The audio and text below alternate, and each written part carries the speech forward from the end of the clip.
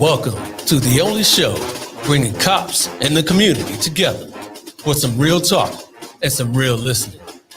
This is uncut. This is uncensored. This is Black and Blue Live. How you doing, ladies and gentlemen? Welcome to Black and Blue Live. My name is Dale. I'm the host. Thank you for joining me here. I'm the host usually of the Black and Blue podcast, released weekly, but today we're doing Black and Blue Live. I've got some special guests here. We're going to talk about something that's really influential, something that's really special, something that's really something for all of us to take care of ourselves. I'm talking about wellness.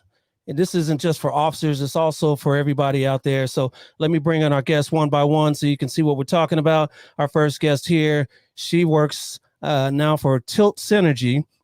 She is a life coach, and she's got some prior experience in law enforcement. Everybody, please help me welcome in Natalie J. Hi, Dale. How are you? Good. How about yourself? Got a fanfare there for you.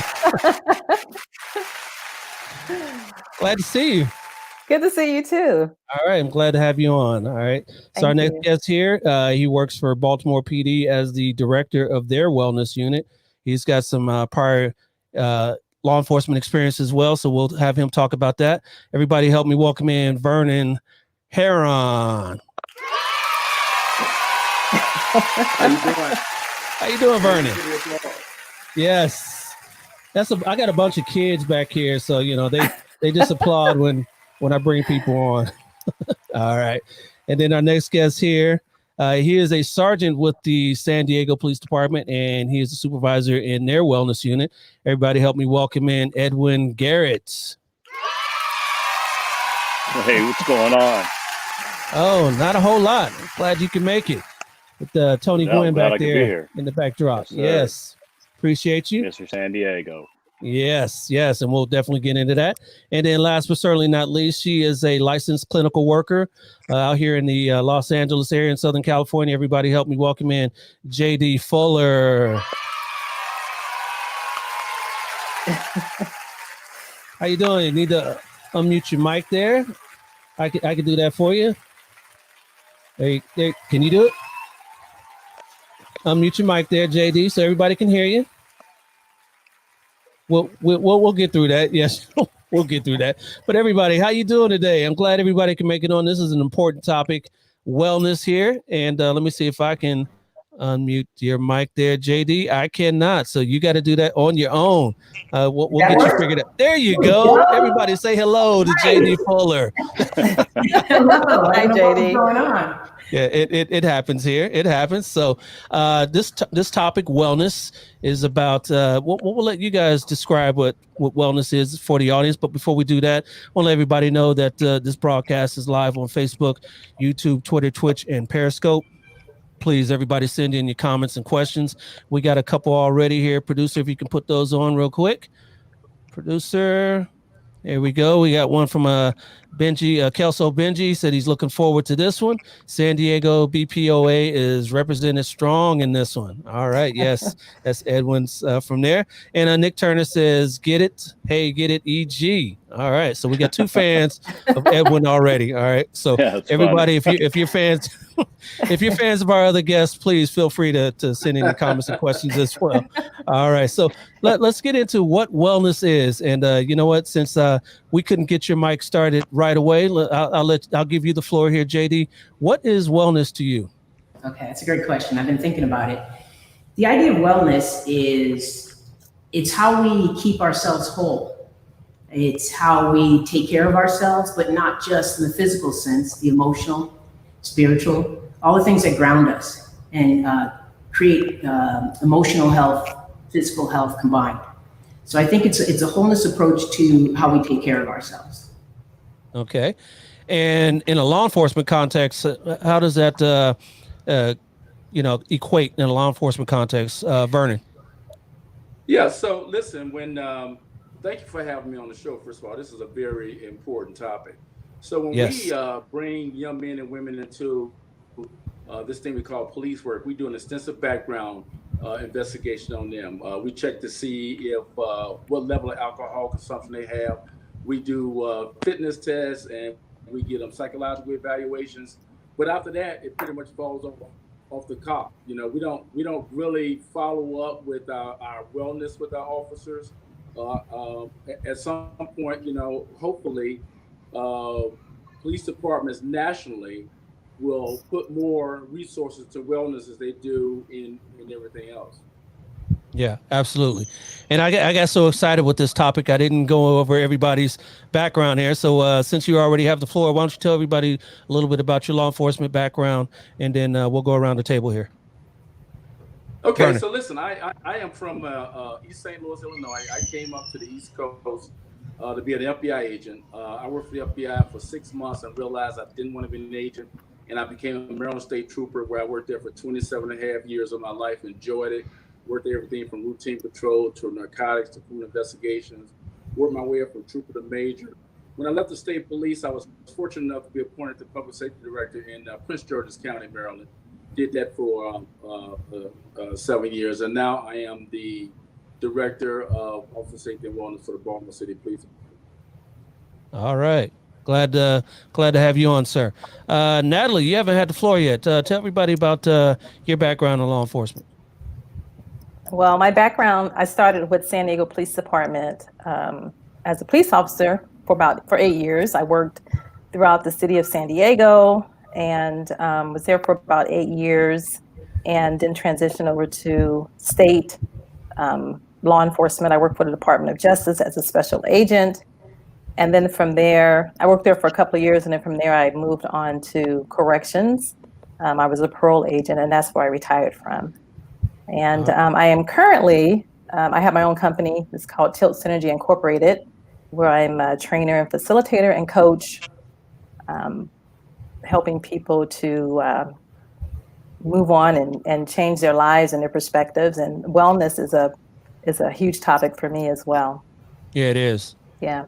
Yeah. Yep. JD, what about your experience? Tell everybody about your experience. I've been doing mental health for almost 30 years now.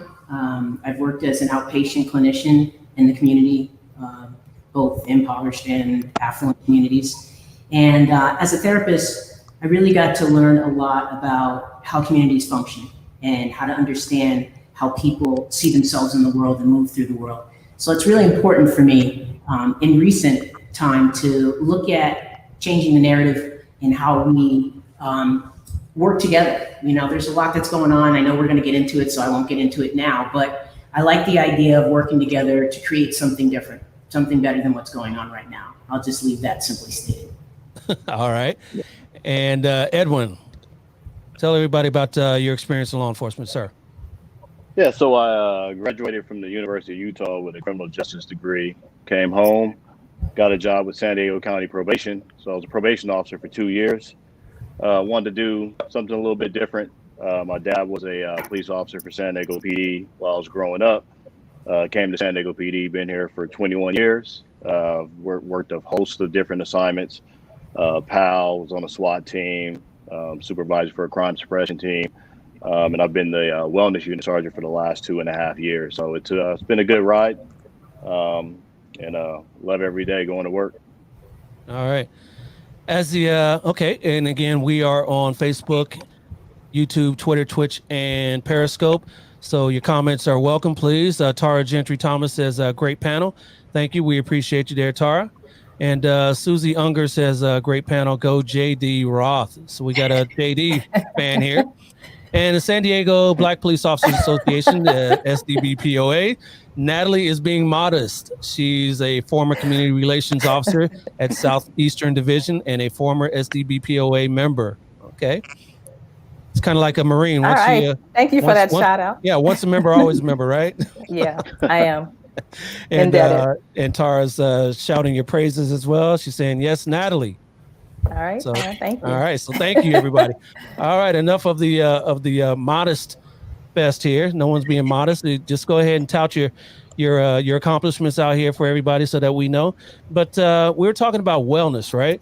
And how it's defined for each of you. I know we didn't talk about what how it's defined for you, Edwin, and San Diego PD. It's also the officers and wellness and all that. Tell everybody what that's about down in San Diego. Yeah, so we have a full-time wellness unit. So it's myself, another sergeant, one police officer, one police dispatcher. This is our full-time gig. So there's no collateral duties with that. The importance of that is that, you know, our chiefs have recognized the importance of wellness and the importance of having a unit to come alongside of employees when they're challenged by certain things, whether that is personal or professional. We take a body, mind, and spiritual approach to that. We have a full team of chaplains, it's 13 chaplains. We have a full team of police therapists. And we also have about 100 plus peer supporters that are all under our umbrella. So it's really about going out there, coming alongside those employees that are being challenged with life things. We're all challenged with life things from time to time. And it's a great opportunity to help those that are out there helping other people. Yeah, yeah. And as a life coach, Natalie, what do you do now at Synergy? Well, what I do is twofold. I'm a coach, transformation coach. So my goal is to walk alongside with you as a learning partner to help close the gap. If there's a gap between you and you're having issues in your life and you have a situation and you're trying to figure out how do I get to there. And then the other part is a trainer and facilitator. I'm all on training, cultural diversity, leadership for change, and self-awareness. And I want to mention one more thing about wellness. I know JD mentioned it earlier, but in law enforcement, there's a component of social wellness, which allows you to connect with the community and be able to interact with people and the community as a whole. And so to me, it's very important that you have that wellness within you because it's going to affect the way that you react to different people in the community. Got you. Yeah. So what policy changes or what policies within departments and organizations as a whole can deal with wellness, can affect wellness in our employees and in particular, in law enforcement, since, most of us here in law enforcement. What do you think there, Vernon? What policies? So in Baltimore, there is mandated officer and wellness training for every police employee in Baltimore City. We have a policy that supports that. We have a Commissioner, Michael Harrison, who is 100% behind wellness. And anyone out there who wants to start a wellness program, it has to start from the top. And it can't be a program. A program has a beginning and an ending. It has to be a way of life. So in Baltimore, we treat wellness as a way of life throughout every aspect of police work. And again, let's get specific. What is wellness as far as, it's your health, your physical health, your mental health, your financial health. What is it really, Edwin? So we start out early. I teach at the police academy. I teach emotional survival. Also teach emotional intelligence. I think Natalie was kind of touching on that point about people having the ability to go into different environments and different cultures and be able to empathize with those people. But for us, because we start our new officers off so early, it kind of removes that stigma. I mean, when you look at back when I came on 21 years ago, going to see a police therapist, like who's going to do that? No one's going to do that. I mean, because, we all want to be strong and not be weak, but, at the end of the day, I mean, the things that we see through the vicarious trauma that we have, just seeing the stuff that we see, you have to have an outlet, and unfortunately in this profession from time to time, we develop some maladaptive skills, coping skills, where we're utilizing things, whether that's drinking or some of the other things that just aren't good for us. So from a wellness standpoint, we have to be able to understand what the resources are, at least on our department, by starting them off early, by teaching them in academy and teaching them in service training, but also come alongside of people during those times of crisis and during those times of challenges, or right after officer-involved shootings. I respond out to all of our officer-involved things and all of our in-custody deaths to come alongside those personnel, understanding that's a traumatic incident, and I'm there to advocate for the employee, not from an internal affairs or homicide standpoint, but just from a wellness standpoint, to team them up with a peer supporter and a chaplain, to be able to care on them, just understanding that incident was probably traumatic. So, someone mentioned it. You're right. It has to start from the top. The chiefs have to be supportive of it. Yeah. We have confidentiality in my unit, where we can work with employees and get them resources and not have to report that stuff out. So, that's all part of it. Yeah.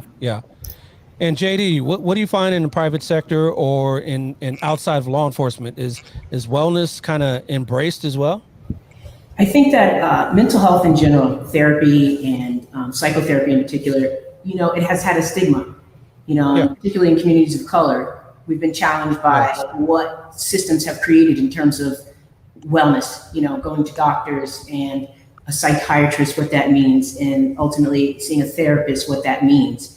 The biggest problem is collectively trying to remove the stigma from communities of color, and particularly in African-American communities. It makes sense why we don't trust systems.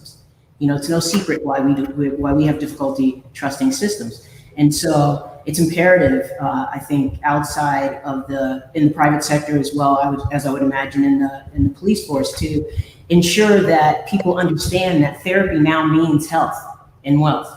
It's no longer the stigma that we feared it once was. And as Edwin said, we have to start early with this. So, the academy is a great place, and starting from the top is equally important, but it's also in our communities outside of our work. How we talk about mental health is really how we're going to effectively change how we see getting help when we need it, and proactively seeing help. I mean, it doesn't start early enough. That's the problem. They remove social workers from the schools, right? And then what? And it is truly a pipeline where kids who should have been identified early on and received the help that they needed in early education don't get pinpoint until they get put in, emotionally disturbed classrooms.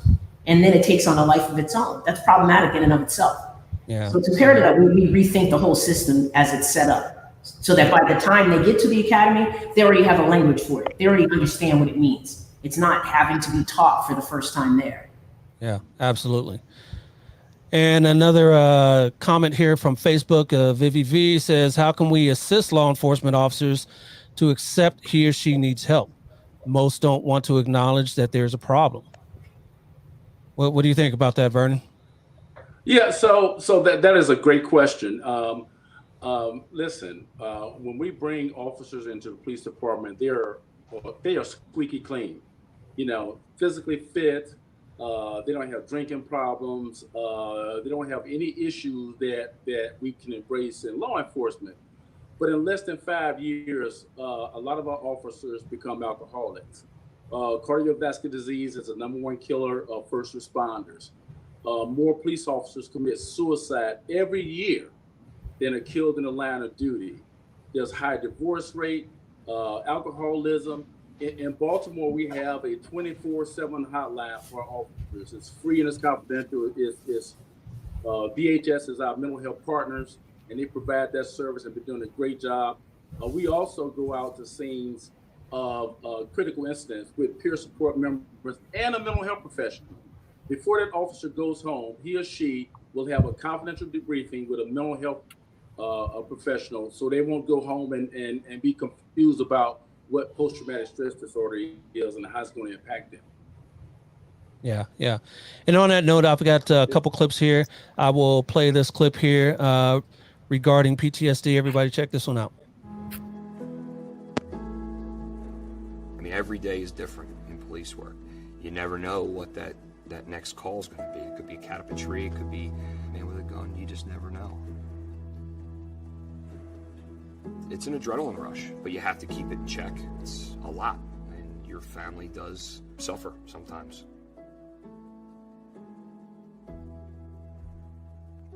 So I continued to say, show me your hands, and in one motion, turned, wheeled, and raised the gun.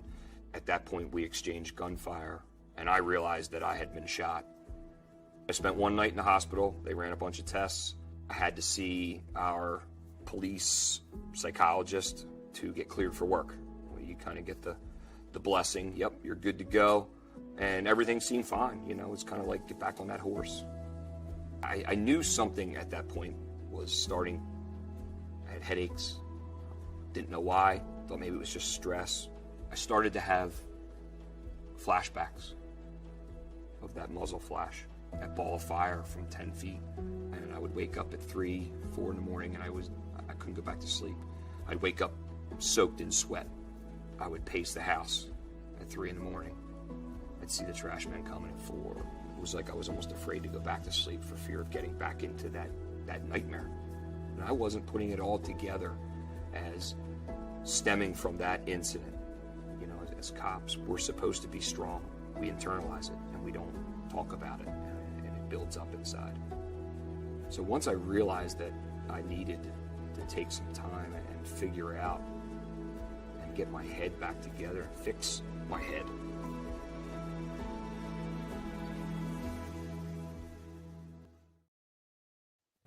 All right, so that clip was dealing with PTSD, and I thought it was real interesting that he said, you know, when he was talking about after a traumatic incident, they, you know, he used the air quotes.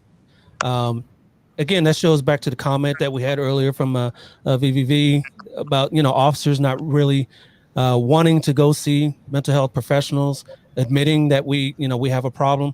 How do we kind of fix that, Natalie? What do you think that departments and organizations need to do when an officer is faced with a traumatic situation? How do we kind of break that stigma down? Well, that's a good question. I believe it starts with the culture of an organization. And I think J.D. Vernon mentioned that it starts at the top. And so it's you know, starts at the top and it should be filtered down to the masses. And the organizations need to create an environment, you know, for officers to talk. And it doesn't necessarily have to be a shooting. I mean, that's something that's an extreme. Yeah. But I think JD mentioned earlier, or another panelist mentioned that we all have things that we go through in our lives. It may be personal, it may be, you know, financially or whatever it may be. But I propose a program that's a continuum of wellness, you know, for your officers. And I believe the same training that they offer officers for, you know, shooting of their firearms should be some type of continuum wellness to check on their well-being, you know, every quarter or, you know, or maybe twice a year. You know, as I mean, I can speak to my own experience as being a police officer and working in the field. So I just believe it starts internal. You know, you have the internal issues that are not supportive, and then of course you have the external issues of life and dealing with the communities, and that meshed together is very, very explosive. And yeah. So to me, this is a result of what we're seeing in the community now, and there's other facets to that, but I'm just speaking in my own experience and my training experience and what I've learned and where I am today, and what I see should be a solution to what's going on in the community. And it has to be something that's an internal environment for officers to feel safe to say, hey, I'm not good. I'm feeling broken or whatever it may be. Yeah. Law enforcement being a male dominated profession as a whole, I think JD kind of touched on that earlier about, society and probably males not wanting to admit that they have a problem. I kind of hear that from the wife all the time that, that's one of those things as well, that we as men aren't ready to do that. But, we got to kind of break down those barriers, right? Yeah, can I jump in on that? Yeah, go ahead, JD. You said something that really triggered a thought that I'm having, which is, males predominantly are solution focused. They're problem solution.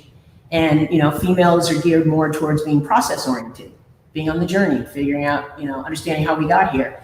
And I think that's an excellent point that you made, that, helping men in particular understand their process is a part of how you change how we see health, wellness.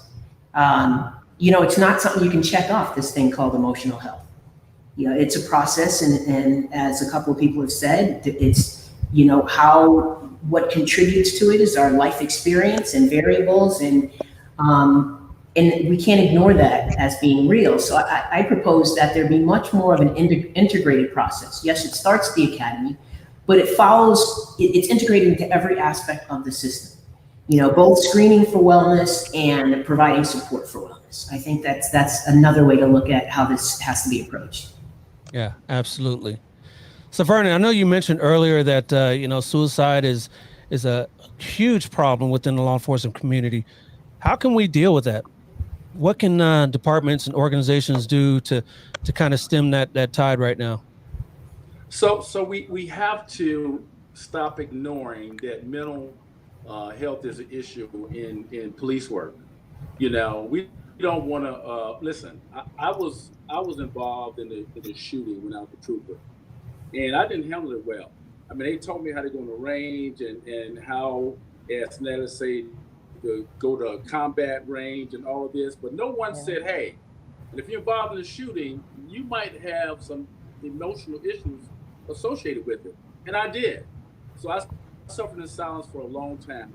The only doctor I turned to was Dr. Jack Daniels, I'm being honest with you. It wasn't until several months until I realized that I was losing my mind. So I get up enough fortitude to go see a mental health professional who literally saved my life. So when I teach my class in Baltimore, I am transparent. I tell the officers that, listen, not only did I have to go see a mental health professional back then, but today, to keep me grounded, I go see a mental health professional. So departments have to understand that this is a part of being a police officer. We've had more than 55 police officers that signed themselves in to an alcohol rehabilitation center, and they didn't get penalized. They went away for inpatient treatment, they got clean, and now they're back serving as police officers. In my day, if you became a drunk after you became a police officer, we would fire you. Yeah. But the paradigm has to shift to say it's not the officer's fault because they have addiction problems or financial problems or divorce problems. It's all side effects of being a police officer. So instead of penalizing our employees, we should embrace them and take care of them. Yeah, absolutely. What's your take on that there, Edwin? Yeah, Joe, I think, the question is, how can we encourage people to be vulnerable? I mean, at the end of the day, that's what it is. How can you encourage police officers to be vulnerable? And I think it starts with trust.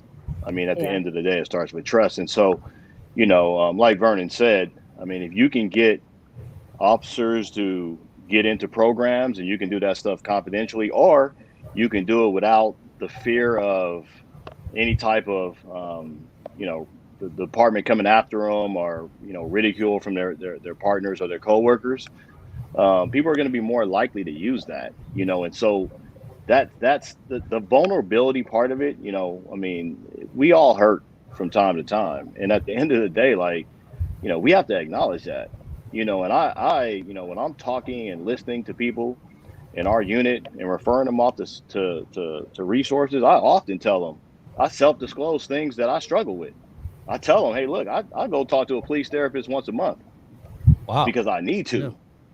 Yeah. And I don't have any shame. Now, the first time I ever went, back when I was on the SWAT team, it might have been a low crawl to the front door because I was worried about what that was going to look like. You know, but knowing what I know now and understanding how this job can tear you up and eat you up from the inside out if you don't take care of yourself, yeah, that going to see a police therapist, oh, that without a doubt, there's no problem with that. Yeah. You know, and so oftentimes, you know, I get maybe a little bit more credibility because I was on a SWAT team and did some of those other fun, cool jobs. And so I think when people hear me say, hey, like, this is what I've done and this is what I do to take care of myself on a regular basis, they're like, okay, well, hey, well, maybe if he's doing it, maybe I can do it. You know, there's no judgment there, you know, and I think that's huge. Yeah. Yeah. You know, when you said that earlier, and then I said, wow, I was just really amazed that you were actually able to, you know, disclose that to people as they come in, you know, your own personal demons that you're dealing with. Yeah. So, and again, we're live on Facebook, YouTube, Twitter, Twitch, and Periscope. Another comment from Vivi V. She says, what can families do to help their loved ones in law enforcement who have seen it all from abuse, deaths, accidents, etc.? What do you think there, JD?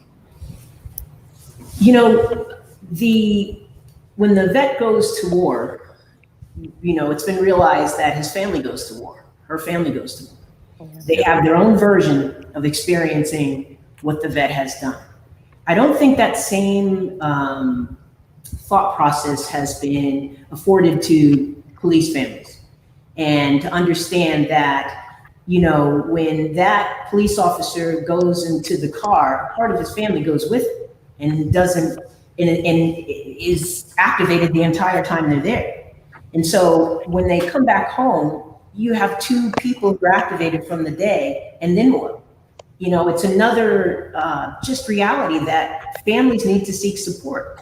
There needs to be proactive understanding that it's going to impact you. There's no way it can't. I work with clinicians who are on my license and say, there's no way you don't experience vicarious trauma by working with populations with whom we work. So if that's the case for us and we're trained professionals, how could it not be for, you know, police officers? It's just a reality. So I think the whole thing needs to be, you know, the whole way this is approached needs to be reconfigured. You know, there needs to be much more support. But in addition to support, there needs to be screening. You know, where's the wellness screened on the front end? Who's had trauma in their childhood?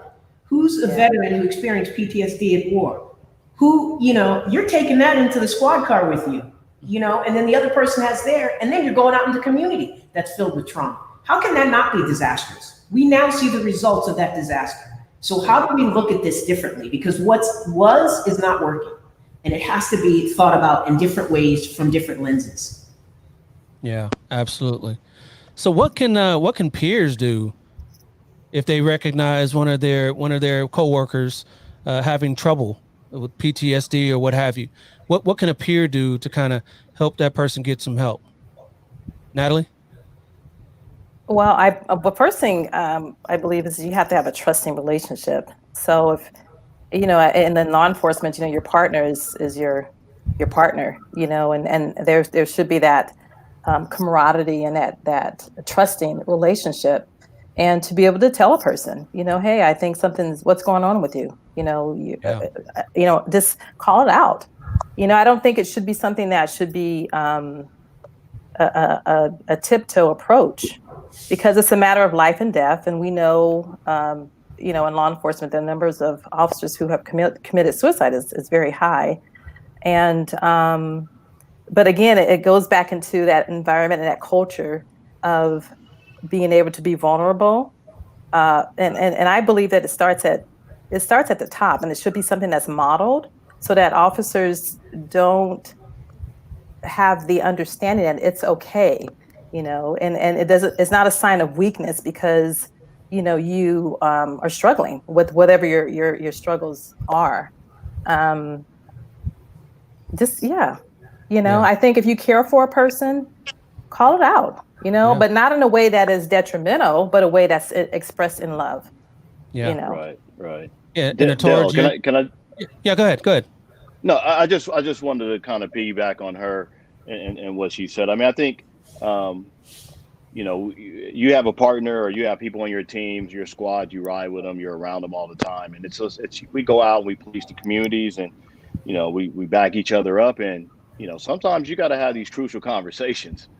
Yeah. From a wellness standpoint, I'm the wellness sergeant, and people can contact me and I'll cold call people all day, but at the end of the day, you're going to see the people out in the field are going to see these things first, and you're Right. not being a friend to them if you're just ignoring those signs, whether it's coming to work with alcohol in your breath, or coming to work super tired because the person's out partying or not getting sleep, and all those things that kind of run together. Like you have to, if you're truly being a good partner, if you're truly being a good teammate or squad mate, you got to have you got to have crucial conversations. I mean, it's part of it. Yeah. And, I wanted to talk to you and Vernon as well, because you guys are actually running units, but, you're in a supervisory position. How do you think that plays into, the rank and file officer wanting to come in and speak to somebody about their problems when, Edwin, you're a sergeant, and Vernon, you're a director, you used to be a major at the state police level. Do you think that kind of affects someone's willingness to come in? Yeah, I mean, I think it can. I think for us on my department, I mean, I was pretty much handpicked by assistant chief to come to this unit, and you got to have the right people in the right places. Right. The other part is from a chain of command standpoint, I don't have a lieutenant or a captain. I report directly to an assistant chief who really doesn't want to know anything unless they have to know, and that's EEO or something like that. So as it relates to confidentiality and whatnot, the assistant chief trusts me to make those calls, to notify them when they have to be notified. But I mean, I'm a very approachable person, and I'll be honest, I just keep it real, and I meet them where they're at. Because I've been through some peaks, and I've been through some hella valleys. Yeah. And so I'm not looking down at nobody. And I usually just try to come alongside them, do some great active listening, hear what they got to say, and then I'll encourage them to refer them off to our police therapists, or if they have a certain faith that they're that they ascertain to, I'll plug them into one of our police chaplains, and then I'll always follow up with them. But they know, people don't really care who you. I don't know the exact way it's said, but people don't really. They only want to, when you care, then it matters. Right. And when they know that you care, then it matters. You can be an expert, but if they know that you don't really care about them, it doesn't matter. So for me, it all starts with caring. It all starts with compassion. It all starts with empathy, and it all starts with trust. Absolutely. Dale, can I comment? Somebody mentioned a question about the families. How can your family support? Yes.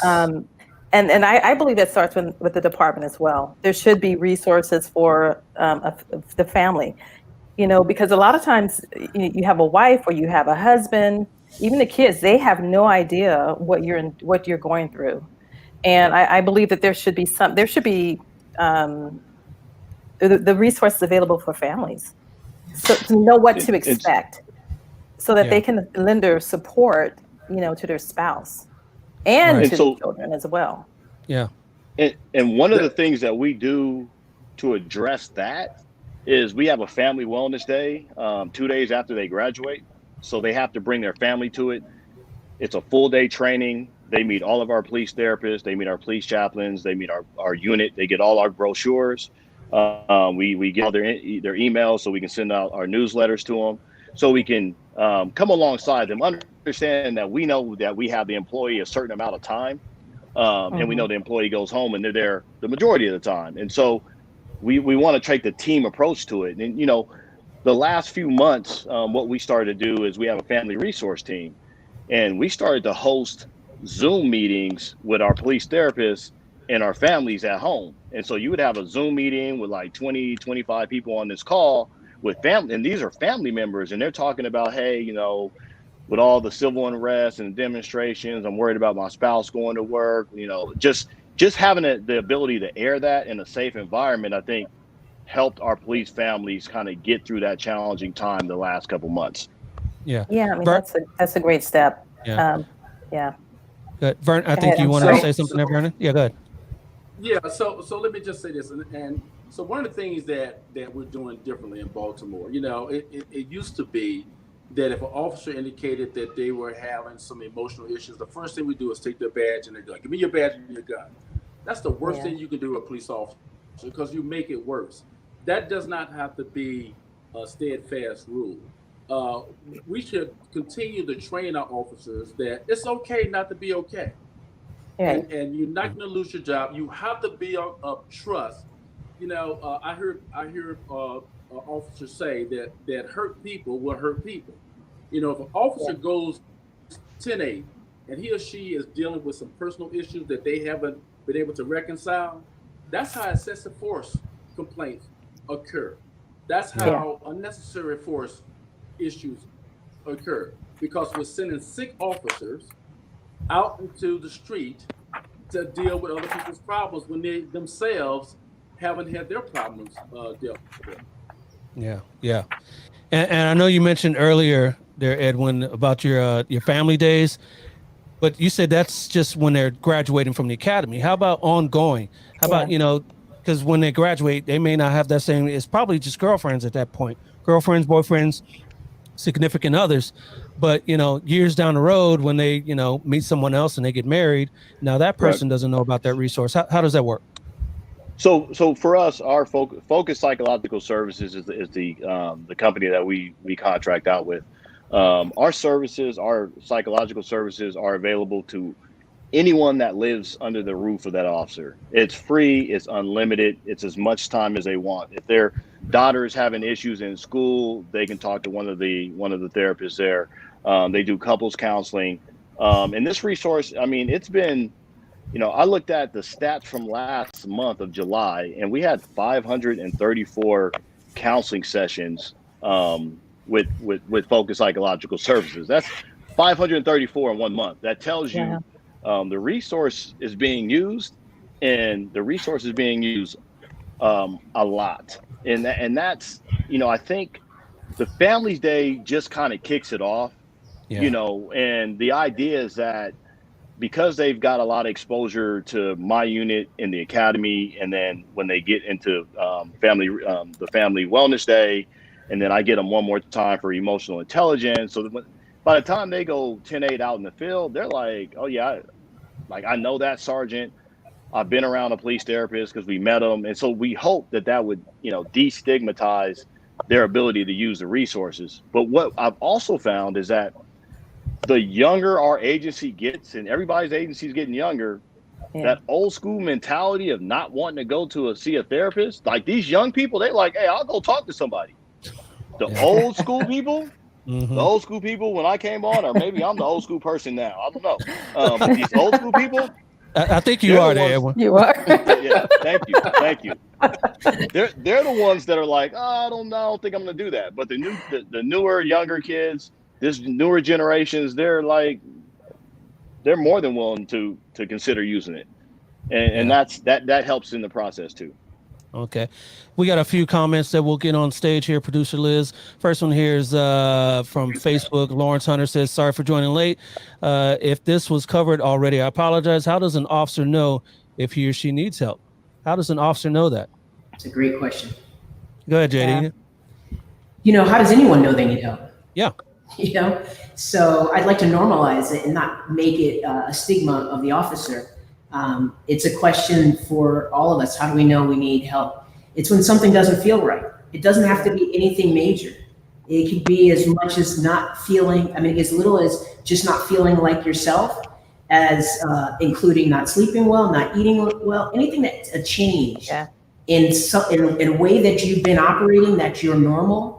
Anything that takes you outside of that you feel off. I'm really trying to simplify the language. Anything that makes you feel out of sync with yourself. That, you know, that's the time to start talking about it, because something's already going on in your body. You know, it doesn't get up here until it's already in full process, in full swing. So that inclination you get is already overdue. in terms of seeking some support, or asking, I'm feeling this, I'm feeling that. What do you think? Just asking somebody for a little. Do you notice it in me? It's important to have those conversations as early as you have an awareness, and if you're lucky enough, you're doing it all along. So when it happens, you're already ready. You're prepared. You know what we need to seek out in terms of support. Yeah. Another comment here. This one's from YouTube from Daryl Osby. How do labor and management collaboratives impact the culture to make wellness, peer support, etc., a more acceptable tool? So you're nodding your head there, Vernon. What do you think there? That's a great question. Listen, one of the first things we did when we started off the Safety and Wellness Initiative in Baltimore was to meet with the union heads, the FOP. They have been great partners. They understand that we're there to help their officers and to support them, and that we are, and I think I heard Edwin say this, we're there to advocate for them. We're there to make sure that they get the resources that they need. So when we respond to a critical incident, it's a hectic night because the union lawyers are there, the internal affairs is there, and we're there. And after every instance, a officer talks to his union lawyer before they talk to anybody else. And it's gotten to the point now where the union lawyer will say, when you're done talking to me, go talk to Mr. Heron and his group of people. That's the type of relationship we have been able to garnish with the Baltimore FOP. Excellent. Yeah. And another comment here from the SDBPOA. Can the panelists discuss the impact of the recent nationwide protests? And when I was going to get into that, thank you there, SDPOA, related to the death of George Floyd, how it affected officers, particularly our officers of color. How did your agencies assist officers in this case? Since we're talking San Diego, go ahead there, Edwin. So, I'll be completely honest. Very, very difficult time for all of us. But clearly that incident and the demonstrations and civil unrest after the fact affected me probably a lot differently than it affected, maybe some other people in my department. For us, I mentioned we've seen an uptick in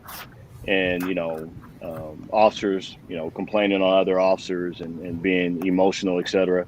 But what we did was, I coordinated some Zoom calls through our BPOA with our police therapists and just talk about it. Because, for me, it's hard because you're on an island. Like you're a police officer, you're a black man or woman, you're caught in the middle. If you're standing on the line, the people that look like you may be calling you a sellout or calling you names. When you're in the locker room, maybe the people in the locker room with you think that you're not like you're not supportive of the people protesting. And hey, here's the deal. Like I had family members protest every day peacefully in the protests here in San Diego for social injustice and police brutality issues. And why? Because it exists, and so when you get caught on an island, we wanted to make sure that people had a voice. And so what we did was create a safe platform, a Zoom platform with some police therapists. And we ended up getting probably 25 people. We had 3 different calls. We had maybe 40 people total that got on that Zoom call and just had the ability just to talk about how they were feeling. Because I know it was hard for me. So I imagine it was hard for other people as well. Yeah. I'll share a little story from myself about that time. I work for a smaller agency, and during that time, we had protests just like everyone else. We had to do mutual aid with other agencies in the area. And, I'm black when I take off this uniform, so it affected me. I felt it. And there was times I didn't really want to be around some of the other officers. And one of my commanders, a Caucasian female commander, kind of noticed this about me. And I am particularly a reserved person most of the time. But she reached out, asked me if I'm okay, if there's anything she could do. And she, just actually seeing me, noticing the change in me, it was really appreciated. So Commander Tolbert, if you're watching this, thank you. I appreciate you. But these things affect all of us in different ways, and that's how it affected me. Go ahead, JD. One of the things that I would hope that the department starts to employ is the idea that there's an affinity group for African American officers to process their pain and experience different than the dominant white culture and other people of color. It's problematic that we live in a society that is obviously anti-Black racist, and the systemic aspect of it is all about oppression, and that it's not named, and it's not, and the Black officers need to have that support and an opportunity to talk about that, because when they take that uniform off, they're treated, much like other people are in the community, and it's a double-edged sword that they have to go into a police car with someone else who may not have the same experience as them and act a certain way, take it off, go in the community, and be treated another way. It's a lot. It's too much. And I think the fact that that's not addressed specifically as it relates to anti-Black racism is problematic in and of itself. Yeah. I agree with you, JD. I was just thinking, Edwin, as you were talking, it's like, why not create that support for Black? I mean, it is, you call a spade, and it's nothing like that. I'm sorry, what'd you say? And only one can say that. Yeah, I mean, but don't put your blinders up. Call it what it is, and that's what I was talking about. The approach should be top. You have to model at the top, whatever the situation and circumstances are. It has to be modeled at the top. Don't not go behind the back door and call you and say, hey, are you okay?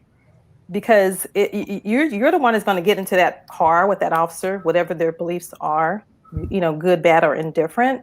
But it needs to be called out with everyone: white officers, Black officers, Hispanic officers. This is the tone of our society today. But we are sisters and brothers united in law enforcement. But where are you in this situation? Instead of when you were talking about it, I'm emotional about this because I'm a Black woman, and I have so many different emotions with the George Floyd incident. That it took me a long time to really express myself without being emotional. But I just believe if you're a leader, and not only in law enforcement but other organizations, you have to be above what is going on, and you have to create an environment. It goes back to what I was talking about earlier, of officers to feel trust, and it's very difficult to have that trusting environment if you don't create that form for it. Yeah, absolutely. You want to add anything to that, Vernon? Well, no, I agree with the panelists. Listen, I grew up in East St. Louis, Illinois, and it wasn't until I went away to college, which was a majority white college, where I actually witnessed my classmates who had personal relationships with police officers. I had never seen such a thing growing up in East St. Louis. It didn't exist. When I saw a police officer, he was either brutalizing a friend of mine, or we were, it just didn't have that engagement with us. So we have a long way to go. Listen, it is a difficult time for policing today. And a lot of these, I get a lot of calls from a lot of officers, a lot of African-American officers who are like, they don't like us anymore. I said, listen, it's not about you. You're a good police officer. This whole thing is not about those officers who are doing the right things every day. It's not only in police work, every aspect of society. There is a segment of your organization that is like that. So it's not just us. I mean, the microscope is on us now on police work, but whether it's the boardroom or the newsroom or wherever, there is a segment of society who will not treat people equally because of the color of their skin. Right. Yeah. So let's bring this back to wellness, and these are stressors, that we're talking about with George Floyd and the incidents there. How can officers use their coping mechanisms? What coping mechanisms can officers use to deal with stressors on the job? Anybody there? So one of the things that we tell our officers, number one, when you leave your job, separate yourself from police work. Do some family things. Do some physical physical fitness activity, eat nutritional meals, do mindfulness. Listen, one of my lieutenant who's retired now came to me and said, "Hey, how about us bringing a therapy dog into the Baltimore City Police Department?" And I'm like, "A therapy dog?" And I was like resistant to it because I'm old school. But when she brought that dog in and I saw that therapy dog Penny interact with our officers, it was like a light bulb went out, because of 5 minutes of officers who were having the weight of the world on their shoulders would pick that dog up and get smiles on their face. Even if it's just 5 minutes of release, a relief is something. And that's something our rivals in the fire department, they learned that a long time ago when they had the dogs in the station house, right? So I wouldn't say this out loud usually, but maybe that's a page we can take from the fire department, right? All right. So another comment here, VVV again says, you mentioned earlier the suicide rate is high among law enforcement.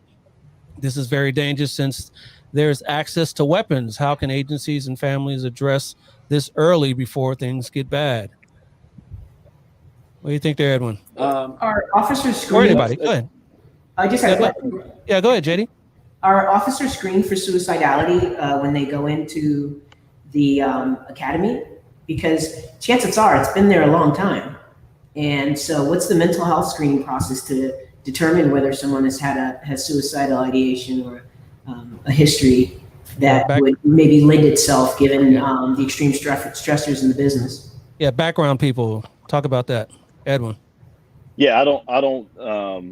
I mean, it's been a long time since I've gone through a background process. However, I would imagine they are screened for that. Through training, you have to talk about the elephant in the room. We talk about the elephant in the room every Friday at our advanced officer training, ALT. And we show them the numbers, and we have open discussion about it. You just have to bring awareness to it. I mean, we've had 3 officers commit suicide over the course of the last 2.5 years. So we're not immune to it.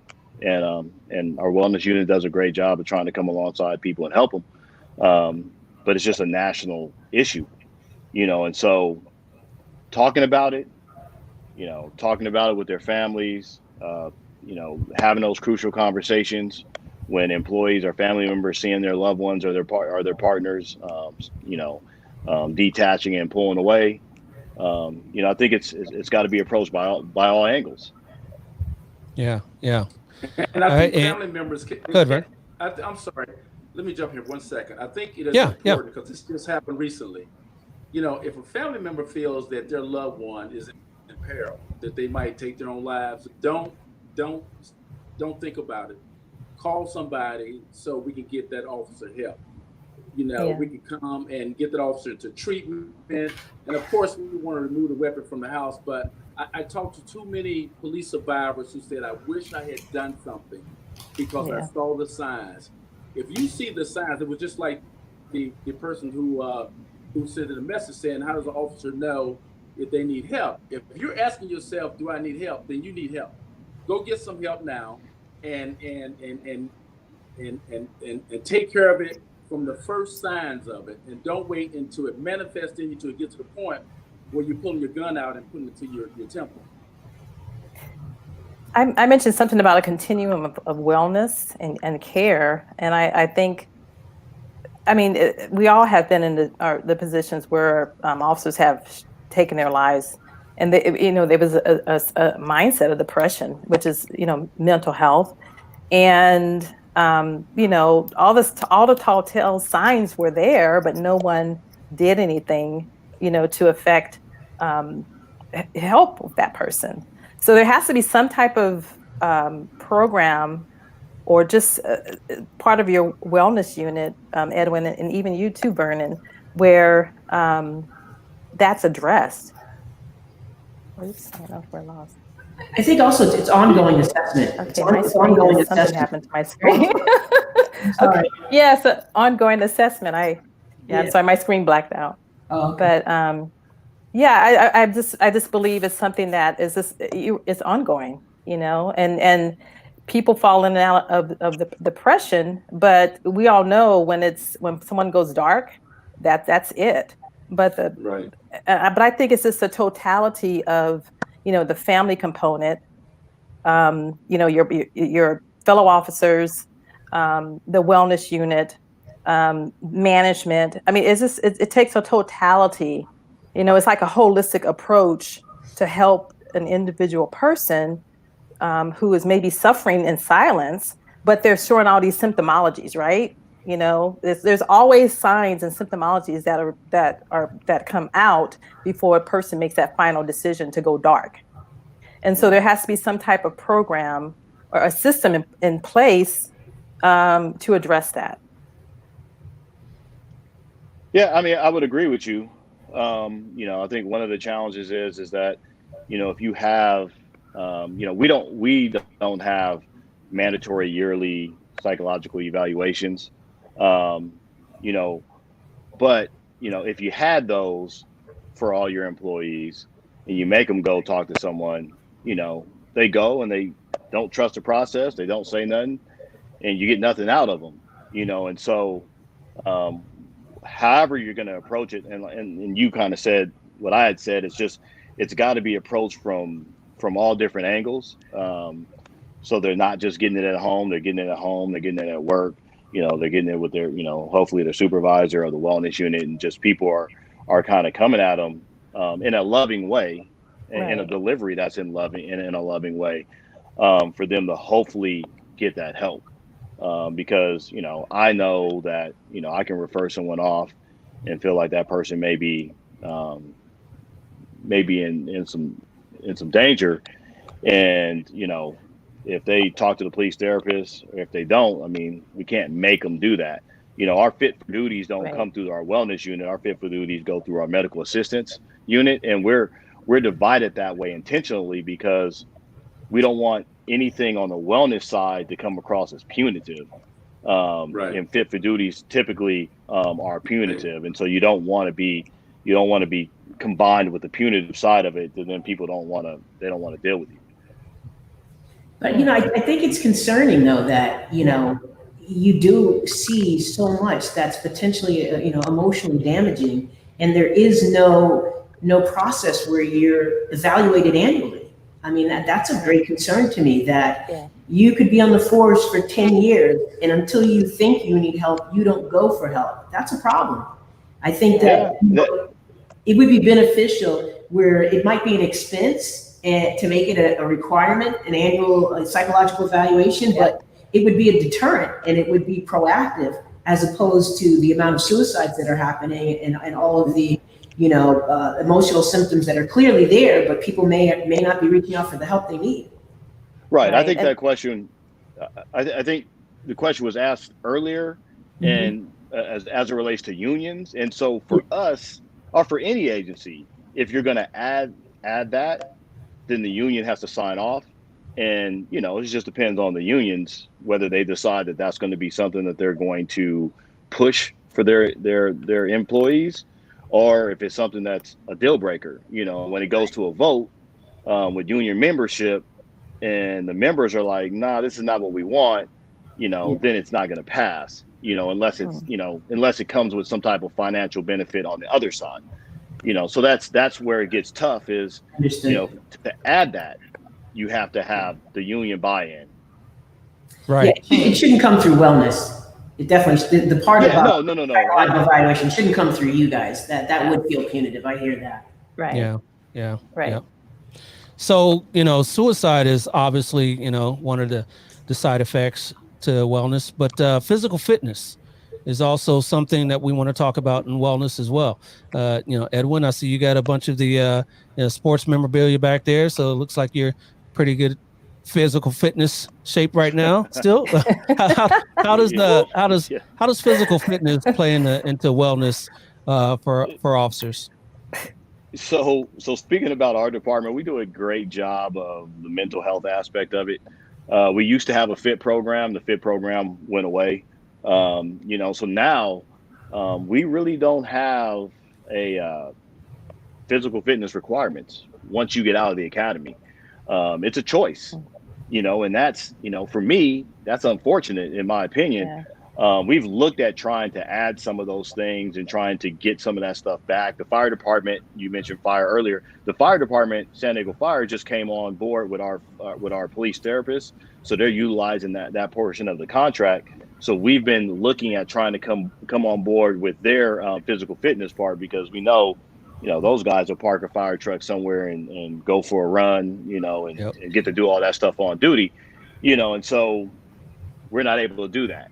And we don't have the requirements as of yet, so we understand that we teach physical fitness in the academy. And we know that when people get out of the academy, they're probably in the best shape of their careers. Physical fitness is important to me, so I practice it every day. But it's kind of a personal decision, unfortunately. Some agencies are different though. Yeah. When you talk about the connection between physical fitness and emotional health, I mean, you say, how do people know? What's one of the signs? Well, that's one of the signs right there. Physical fitness to below the standard that you're accustomed to or that you desire. That's a red flag right there. And this is where unions work against us. Because they do so much protecting, in my experience, but they don't necessarily aren't always necessarily proactive in how to take care of people. They take care of people once you get in trouble, but I don't always see them, in my experience, as being proactive and setting the tone for people getting the help they need ahead of time. And I think that, just again, that's one of the telltale signs that someone's struggling emotionally. Yeah. Yep. I agree. So I have a question, Edwin. So are the reasons fit programs are not in existence is because financially? Is that what the issue is? Because for me, my life has always been sports and working out and training, which is a huge part of wellness that JD mentioned too. But as I reflect back on the academy, it's like you bring officers in, and they're in a tip-top shape in the beginning part of their careers. But throughout their careers, they're going through this up and down emotional roller coaster, and there isn't, and you're not checking in. Yeah. There's no sense of checking in to make sure that to make sure that there's this wellness component of them so that they can go out and serve the community. And for me, if there's an officer that is not, unhealthy officers create unhealthy communities. Yeah. And so there has to be a collaborative effort in really looking at officers and saying, hey, where are you? This is your requirement. Health, your physical aspect, your mental aspect, your spiritual aspect, social and emotional aspect fall into you as an individual whole person, a holistic person, so that you can go out there and do the things that you need to do, for the people. We all know, those of us in law enforcement, we took the oath, and I'm speaking of myself, to protect and serve. But if you're not whole and well as a whole person, I'm not saying you have to be perfect. It's what you are internally is going to reflect externally. Yeah. So I just think it's just crucial. I think it's even when I was with San Diego PD, I like I said, I've been a runner all my life. I've been an athlete my whole life, but it was so interesting to me to see, as I went along with my career, that there were so many people that fell off the wayside as far as physical, mental, all the whole components that we're talking about today, and it just does not make sense to me. Yeah. So yeah, I don't. I'm sorry. If you look at the paradigm has to shift. It does, yeah. Police departments today, see how much they invest in wellness. See how much they invest in tactics. We already know. Well, they're not investing. So in Baltimore, we have a budget for wellness, and it is, we have money set aside to support our officers. And we talked about the beginning of the broadcast, is that if it doesn't start from the top, if you have chiefs and commanders and commissioners say, "Oh yeah, I believe in wellness," how much money have you set aside for these officers to maintain their fitness, both physically and mentally, and to support them throughout their careers, not just to be a cadet in a 6 months of police academy like you on your own. Come on, Right. for the entire years, because I believe that officers, when officers become alcoholics and have marital problems, domestic problems, financial problems, it's not their fault. It's our fault. We bring them into the cesspool that we call police work, and we expose them to all the trauma, and we allow them to go home and deal with it themselves instead of saying, hey, before you go home, we have some resources for you. Well, you know, that's interesting, Vernon, that you said that. However, in the beginning of police, your career, that is instilled in you, you know. They instill in you to, you know, be physical. You know, you go to, for me, I went to the academy for, 7 months. I don't know what it is now. I think they've changed it. But through that whole process, you know, it's ingrained in you. Physical fitness, you know, you need to take care, you got to run, you got to eat well, drink, height, you know, all of that. And it has to be a paradigm shift you know, within that whole process of ensuring that even if it's once a year of an annual evaluation, you know, mentally, emotionally, physically, you know, a lot of officers, the number of officers that die, I think you mentioned earlier, from heart attacks, cancer, you know, all these different things are contributed to the lack of, you know, physical health, physical wellness, all of that. It's all a component of, you know, officers who die. You know, there is unfortunately, you know, it says it's been stated that 5 years after officers retire, they have a 5-year window, you know, of life. Yeah. Right. You know, and but that can be expanded if if there's a continuum of, okay, your health and wellness is important, you know, as well as your mental capacity is important. And you know, you know, for me, when I went to I went to 3 different agencies, and every agency that I went through, my background, I had to have a psychological test. You know, I had to see a psychiatrist. You know, all those things were so, it was ingrained in that whole process. On the front end. On the front end. Yep. And it wasn't anything in the middle nor towards the end, you know, of my career. So, yeah. And then, you know, there are a bunch of stressors, you know, let me jump in. There are a bunch of stressors in law enforcement to begin with. You know, you got shift work, right? You got always got to be ready, you know, when you go, I would say 10-8, but for our audience that doesn't know what that means, when you go in service, you know, you got that mentality that you always got to be ready. You got these stresses, you got shift work, you got all this, you know, not eating right because, you know, it's 3 o'clock in the morning and there's nothing else open, but the donut shop. So, you know, you got all these things going on. So, so can I answer Vernon's question? So Vernon said, how many units, how many, you know, departments realistically invest in wellness? Well, I know the answer. Not many. Not many at all. Well, we can say, you know. So we have a full-time wellness unit. I can name them because I do work with Post. So I sit on the Officer Wellness Committee with Post California.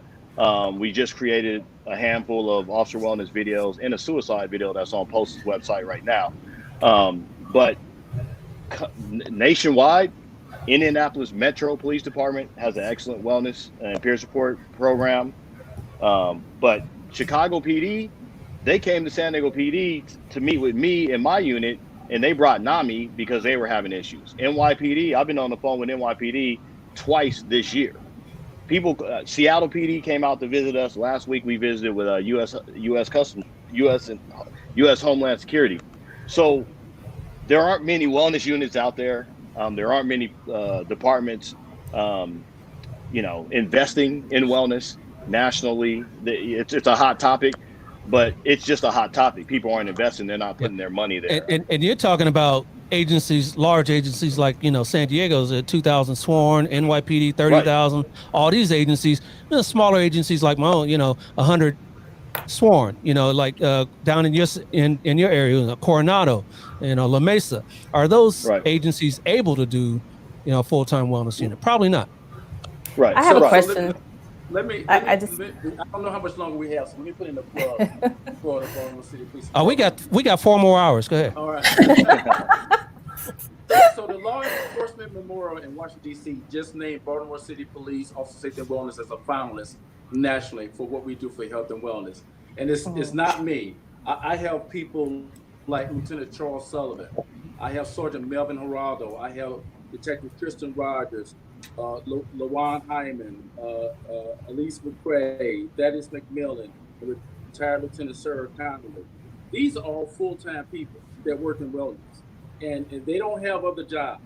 So in order for you to say to your department that we're sincere about this, you just can't put people in wellness because you're trying to find a place to put a body who's a slug. And we all do that. Yeah. So we don't know what to do with them. Let's put them in wellness. No. That's a problem. Right. Ooh. I So told I- you got to have the right people in wellness. You got to. You do. Yeah. I have a- If officers see that the only people that in your wellness unit are slugs, then you are disingenuous. You lose all Yep. credibility right then and there. Yeah. I have a question that I want to ask.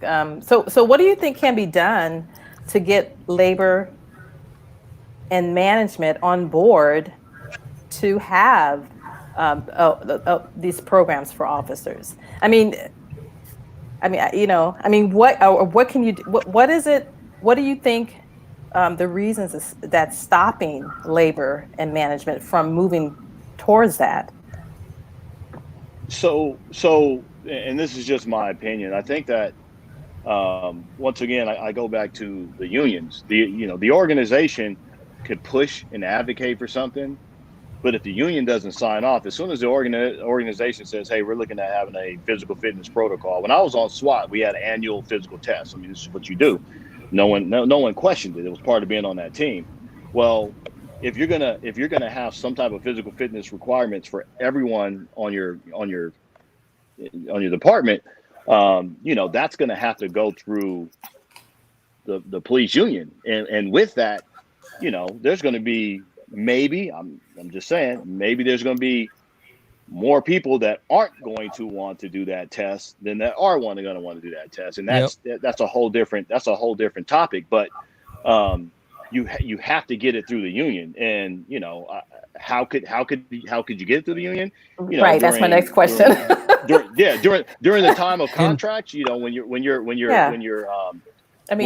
contract is up and you're looking at, okay, here's some things that we want, here's some things that you want.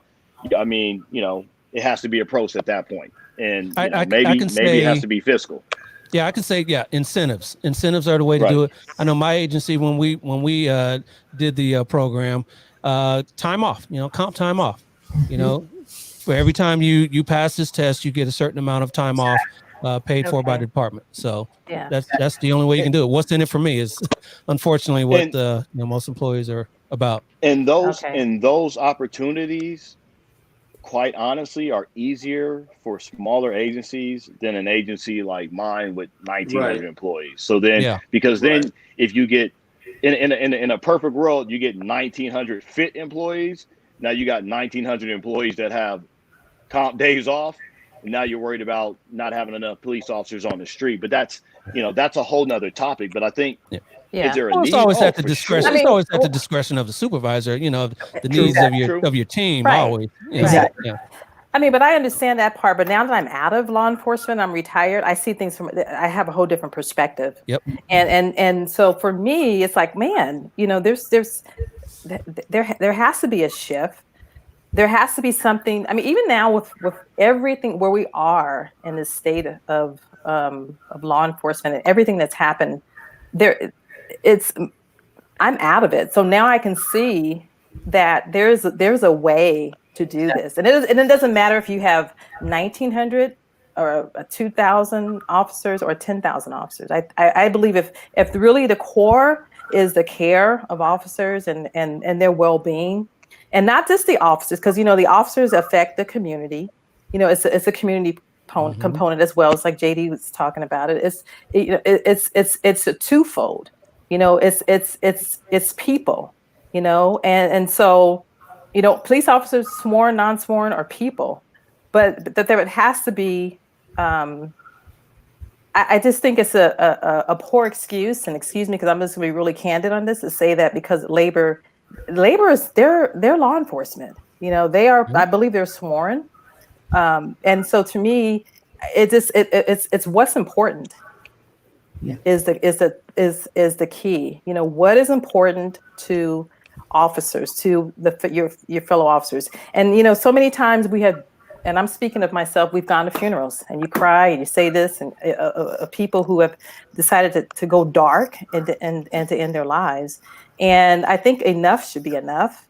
And I just believe that there has to be a change in light of everything that's going on in our society. There is a paradigm shift of change. And I just believe that it has to happen. Yeah. Absolutely. It's part of oh, sorry, Bernie, go ahead. Oh, I'm sorry. I just briefly. So the average lifespan of a police officer is 62 years of age. Yeah. We have the highest mortality rate than any other profession in the world. Yeah. I think one of the things that we have to do is we have to convince our employees, both sworn and non-sworn. The union, we have to be able to mandate some things. But before then, we have to convince our employees that for your own life longevity, you have to maintain fitness, physically, mentally. You have to eat right. You have to practice mindfulness and yoga and whatever it takes for you to reconcile your body and your mind from the trauma that you see every day. I had an officer in my office, and I was having a discussion with him, and he was telling me he almost was killed. He felt the projectile going right by his ear. And he looked at me like he was talking about baking a cake. And I'm like, did you talk to somebody about that? He's like, what do you mean? I'm like, did you talk to a mental health professional? He said, that's normal. I'm like, that's not normal. The average person doesn't go through life being shot at, Right. Yeah. So these officers feel that what they see and hear every day is normal. We have to let them know that's not normal. That's not how human beings should live through their lives. Right. Yeah. Well, and I think we do that. I think we try to do that. And I mean, so you mentioned mindfulness several times. I teach mindfulness on our department. I teach mindfulness in police lineups. I've been through UCSD Center for Mindfulness MBSR class, and I'm about to get certified to be a guided meditation person. So that's something that I brought to the department, and standing in front of, a room full of 30 or 40 police officers and introducing mindfulness. That's very nerve-wracking. But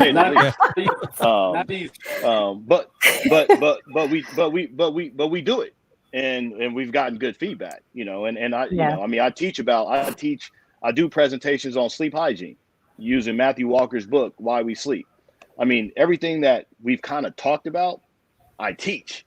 But I'm an army of 4. I got 4 people in my unit, and there's only so much that I can do. I mean, and if you want a true culture change, then you're going to need mayors and city councils to say, this is what your police department will do. Well, that's what I was.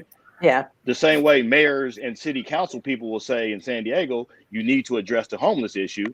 You need mayors and city councils to say your officers will have a physical fitness requirement or will have mandated, psychological yearly annuals. It has to come to that. Once it gets to that, please believe me, it will happen.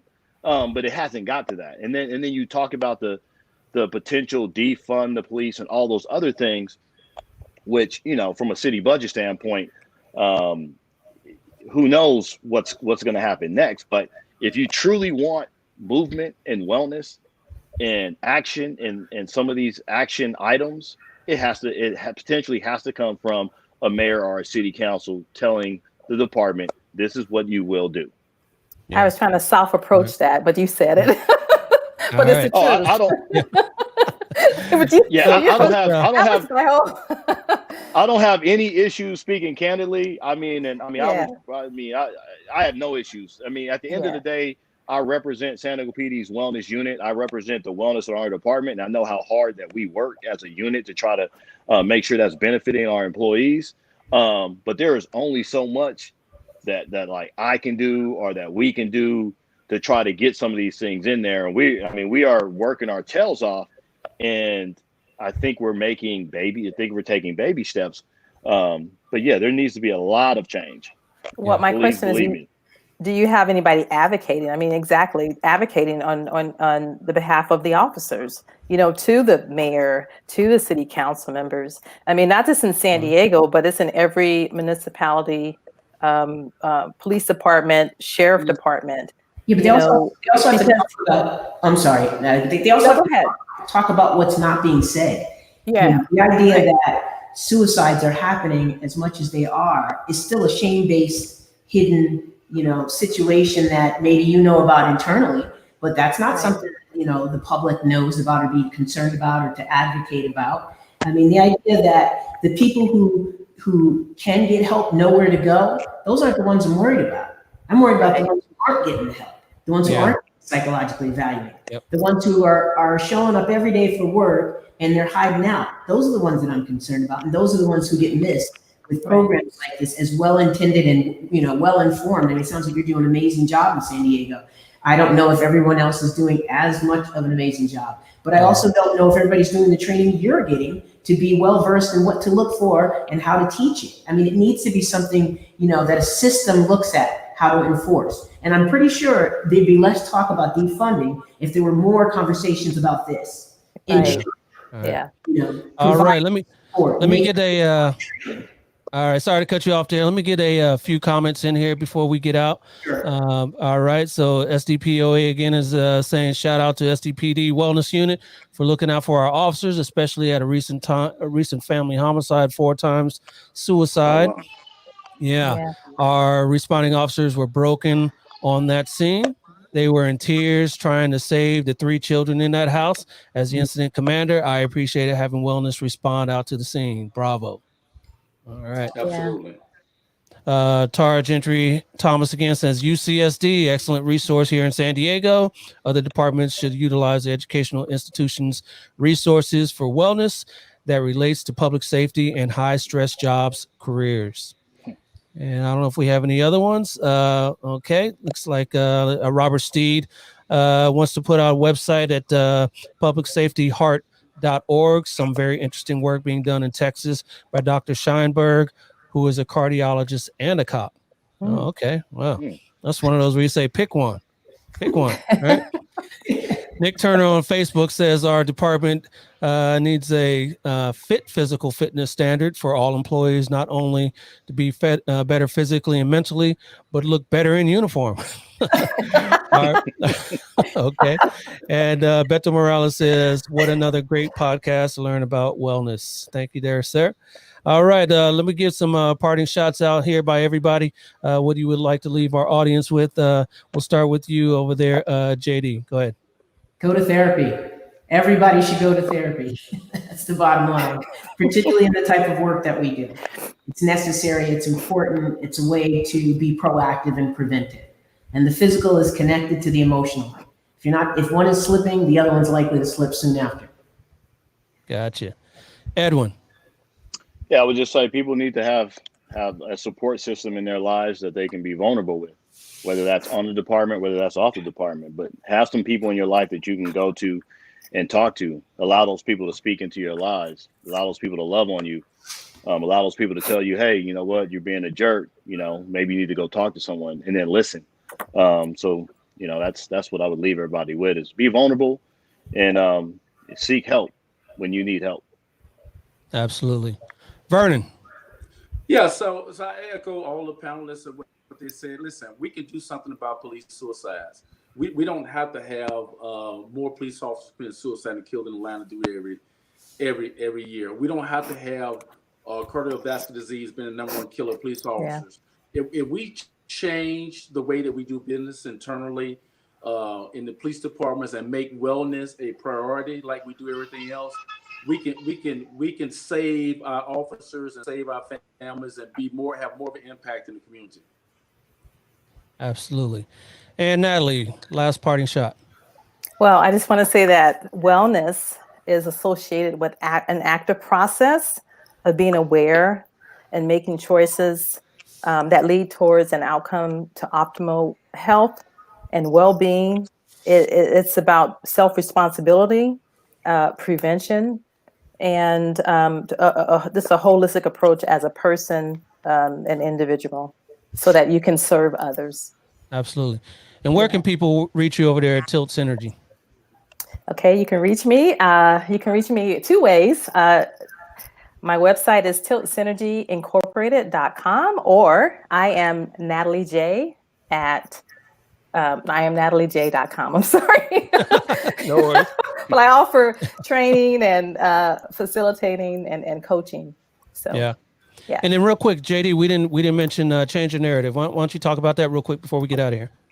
Quickly, I'm doing training, consulting. I run groups, all having to do with learning how to be anti-racist, anti-Black racist specifically, as well as teaching affinity groups of color how to process pain and move through it to the other side, as well as I do therapy in private practice. So All right. JD Fuller, look me up and find me anywhere. Thank you. I do And have- Edwin, yeah. And Edwin, you guys got anything at San Diego PD on your website that people can go to and take a look for wellness? We do have a San Diego PD Wellness Facebook page. And also, Dale, I don't know if you can put my email up there, my department email. I can give it to you. Yeah, anybody that wants to reach out and have discussions about wellness from departments, I would really encourage that. I'm always looking at newer, innovative, outside the box thinking. So yeah, I mean, I would love to correspond with some people. I may have to reach out to Vernon here. Yeah. Yeah. Hey, listen. When I was anointed this position as wellness director, my first response was, "What the hell is wellness?" I had no idea what it was. Yeah. But I called around the country and I talked to a lot of people like the panelists, and they gave me their time and they helped me build a program that I think we in Baltimore are proud of. So Vernon.Heron@baltimorepolice.org. Send me an email. I'll be more than happy to assist. Thank you.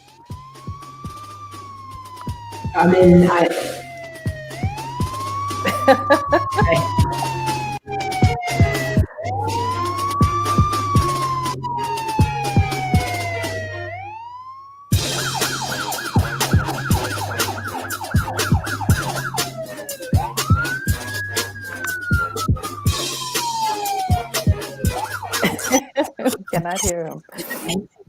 We out, everybody. We out. We out.